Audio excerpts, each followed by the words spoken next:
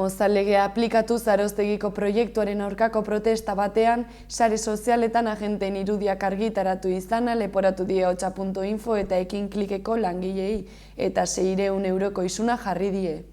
600 euroko isuna jarri die Guardia Zibilak bi kazetari nafarrei Arostegiaren aurkako irudiak hartzeagatik. Agenteen irudiak sare sozialetara igotzeko ahotsa.info eta Ekinklikeko langilei Mozal legea aplikatu zaie. Espainiako gobernuak Nafarroan duen ordezkaritzak bi kazetari grafikoaren aurkako salaketa bana bidali du. Apirilaren 9 Arostegiaren aurkako protestan Guardia Zibilen irudiak hartzeagatik.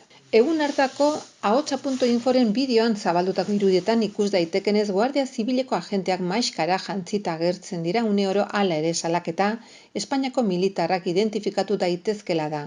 Ekinklikek argitaratutako argazki galerian ere ezin dira Guardia Zibilak identifikatu zehazki, ahotsa.info edo Ekinklikekin loturarik ez duen arranbela.blogspot.com webgunean argitaratutako irudien erantzunkizuna leporatzen die Guardia Zibilak.